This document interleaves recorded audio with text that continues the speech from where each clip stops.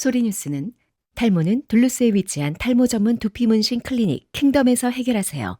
주정부 라이센스와 수많은 시술 경험으로 탈모인들의 머리를 풍성하게 도와드립니다.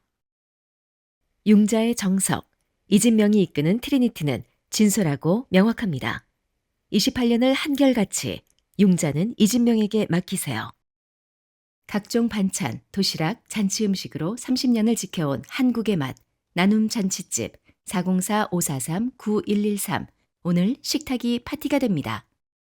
여러분의 눈높이에 맞춰 정조준하는 교통사고 전문 정준법률사무소 한 곳에서 시작되는 안정된 미래 선우앤 선우 종합보험 후원으로 만들어지고 있습니다. 2월 26일 목요일 뉴스웨이브 25 소리뉴스입니다. 조지아주 의회가 2026 회계연도 수정 예산안을 통과시키며 총 20억 달러 규모의 소득세, 재산세 감면과 대규모 교육, 교통 투자 계획을 확정했습니다. 이번 조치는 납세자 부담 완화와 장기적 경제 성장 기반 구축을 핵심 목표로 하고 있습니다. 주정부에 따르면 수정 예산안에는 개인 소득세와 재산세 감면을 포함한 20억 달러 규모의 세금 경감책이 담겼습니다. 이는 물가 상승과 생활비 부담 속에서 가계 재정에 실질적인 도움을 주기 위한 조치로 평가되고 있습니다. 특히 이번 예산안에는 조지아주 역사상 처음으로 필요 기반 장학제도가 포함됐습니다. 해당 장학기금은 재정적 어려움을 겪는 학생들에게 학비를 지원하는 프로그램으로 고등교육 접근성을 확대하고 인재 양성을 강화하는 데 목적이 있습니다. 또한 교통 인프라에 대한 역사적 수준의 투자도 이루어집니다.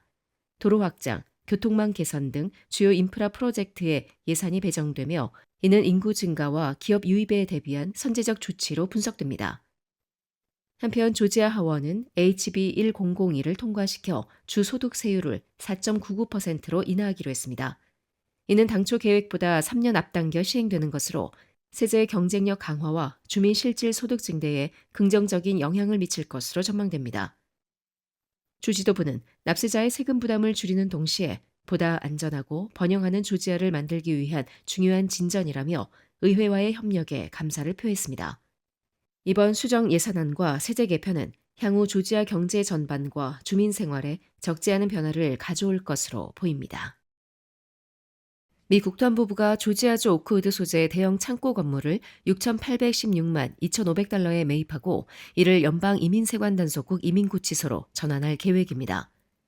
홀카운티 부동산 기록에 따르면 해당 매매는 지난 18일 CRPAI 오크우드 오너 LLC와의 계약을 통해 최종 완료됐습니다. 이 시설은 애틀란타 하이웨이와 I-985 인근에 위치해 있으며 완공 시 약 1,400에서 1,600명을 수용할 수 있는 규모로 운영될 예정입니다. 앤드류 클라이드 연방 하원 의원은 성명을 통해 국토안보부가 시설 개조에 1억 5,800만 달러를 투입할 계획이라고 밝혔습니다. 또한 향후 3년간 초기 운영비로 약 1억 6천만 달러가 소요될 것으로 예상돼 건물 매입비를 포함한 총 사업비는 약 3억 1,800만 달러에 이를 전망입니다. 다만 1억 5,800만 달러 규모의 개조 공사 착수 시점과 시설 개소 일정은 아직 공개되지 않았습니다.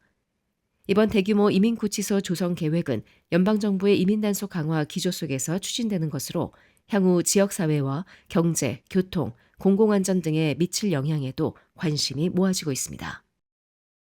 조지아주 의사당에서 조지아 공립고등학교 내 휴대전화 사용을 전면 금지하는 법안이 주 하원을 통과했습니다. 법안이 최종 확정될 경우 조지아 전역 K에서 12 공립학교에 벨투벨 휴대전화 금지 정책이 적용됩니다.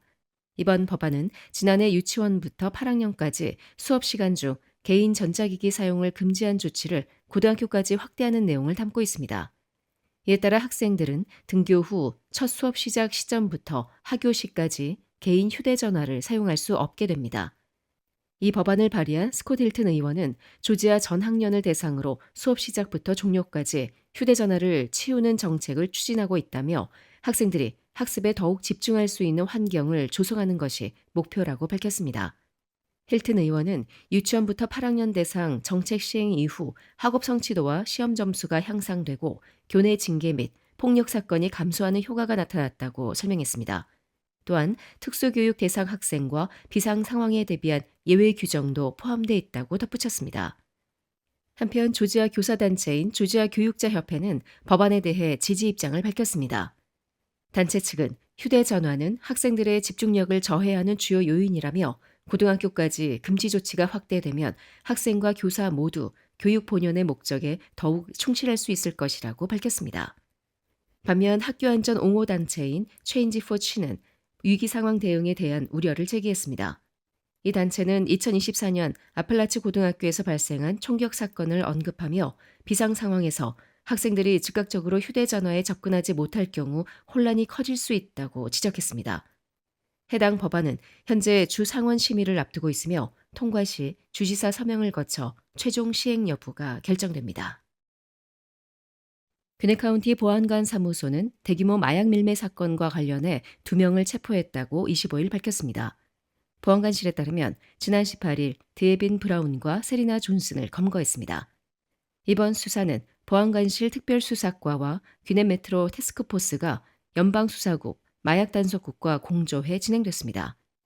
수사 당국은 귀넷 카운티 내 한 주택에 대해 압수수색 영장을 집행했으며 현장에서 약 1,450g의 펜타닐을 압수했습니다. 또한 동일 장소에서 총기 한 정도 함께 발견됐습니다. 브라운과 존슨은 28g 이상 모르핀 아편 헤로인 밀매 혐의, 특정 중범죄 실행 또는 시도 중 총기 흉기 소지 혐의, 음주운전 중 아동위험 노출 혐의 등으로 기소됐습니다. 현재 두 사람은 보석 없이 귀넷 카운티 구치소에 수감 중입니다. 한편 보안관실은 관련 제보를 전화 또는 귀넷 카운티 쉐리프.org를 통해 접수받고 있다고 전했습니다. 재외동포청이 전 세계 한인 입양동포들의 정체성 회복과 모국 이해 증진, 글로벌 네트워크 강화를 위한 2026 세계 한인 입양동포 대회 참가자를 모집합니다.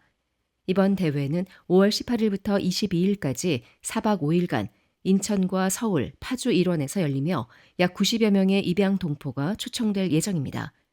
모집 대상은 만 18세 이상 입양 동포로 리더 A그룹, 모국 첫 방문자 B그룹, 연사 강연자 C그룹 등 3그룹으로 나누어 선발됩니다. 신청 기간 마감은 3월 2일 오후 6시까지 해당 기한 내 자필 서명이 포함된 신청서 원본을 관할 공관인 애틀랜타 총영사관에 제출한 뒤 동일 서류의 사본을 재외동포청 이메일로 별도 송부해야 합니다. 두 단계를 모두 완료해야 최종 접수가 인정됩니다. 제출 서류는 영어 또는 한국어로 작성해야 하며 필수 서류는 참가 신청서, 다큐멘테이션 릴리즈, 책임 면제서, 개인정보 수집 및 이용 동의서 등입니다. 필요시 B그룹은 출입국 기록 확인서, C그룹은 경력 증명서 및 자격증 등을 추가 제출해야 합니다. 선발 결과는 3월 16일 관할 공관을 통해 개별 통보될 예정입니다. 참가자에게는 왕복 항공료, 2인 1실 숙박, 행사 기간 중 1일 3식, 역사 문화체험 프로그램 관련 비용 등이 지원됩니다. 단 개인 사용 경비는 본인 부담입니다. 재외동포청은 세계 각지의 입양 동포들이 모국을 직접 방문해 정체성을 되새기고 상호 교류를 확대하는 뜻깊은 자리가 될 것이라며 많은 관심과 참여를 당부했습니다. 도널드 트럼프 행정부가 이민자들을 아무런 연고가 없는 제3국으로 추방하는 최근 정책에 대해 연방법원이 제동을 걸었습니다. 24일 AP통신에 따르면 매사추세츠주 연방지방법원의 브라이언 E. 머피 판사는 국토안보부의 제3국 추방 정책이 위법하며 이를 취소해야 한다고 판결했습니다. 다만 정부가 이번 판결에 항소할 수 있도록 결정의 효력을 15일간 유예했습니다. 머피 판사는 판결문에서 이민자들이 제3국으로 이송되기 전 의미 있는 고지를 받고 추방의 이의를 제기할 권리가 있다며 당국의 정책은 이의가 제기되기도 전에 추방을 집행해 정당한 법적 다툼을 무력화한다고 밝혔습니다. 조 바이든 전 대통령이 임명한 머피 판사는 이 나라의 어떤 사람도 적법한 절차 없이 생명, 자유, 재산을 박탈당할 수 없다는 것이 우리나라의 헌법의 근본 원칙이라며 이 법원은 그 원칙을 재확인한다고 강조했습니다. 이번 판결로 트럼프 행정부의 강경 이민 정책을 둘러싼 법적 공방이 다시 격화할 전망이라고 AP통신은 전했습니다. 이 사안은 이미 연방대법원까지 다툼이 이어진 바 있습니다. 앞서 연방대법원은 지난해 6월 보수 성향 다수 의견으로 이민당국이 제3국으로의 신속 추방을 진행할 수 있다고 판단했습니다.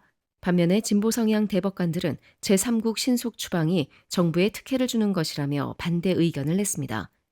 이 같은 결정에 따라 연방 대법원은 연고가 없는 내전 지역인 남수단으로 이송되던 이민자 8명의 항공편 운항을 허용했습니다. 8명 중 1명만 남수단 출신으로 나머지는 남수단에 연고가 없는 쿠바, 라오스, 멕시코, 미얀마, 베트남 출신입니다.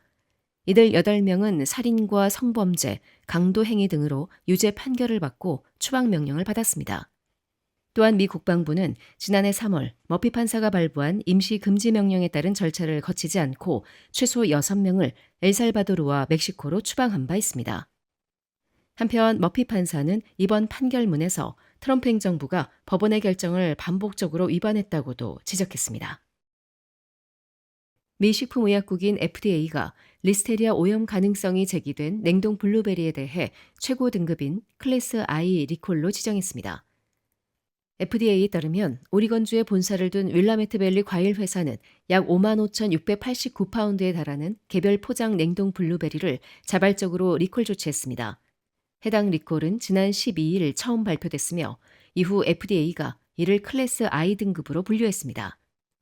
FDA는 클래스 I 리콜에 대해 제품 사용 또는 노출 시 심각한 건강상의 부작용이나 사망을 초래할 합리적 가능성이 있는 경우라고 설명했습니다. 이번 리콜 대상 제품은 일반 소매점에서 소비자에게 직접 판매되진 않았으며 미시간과 오리건, 워싱턴, 위스콘신주와 캐나다 내 유통센터로 공급된 것으로 확인됐습니다. 현재까지 소비자 직접 판매 사례는 보고되지 않았습니다. 회사 측은 이번 리콜과 관련한 추가 입장을 공식 발표하진 않았습니다. 그러나 미 질병통제예방센터에 따르면 리스테리아는 식품 매개 세균으로 영유아, 고령자, 면역력이 약한 사람에게 특히 위험하다고 전했습니다.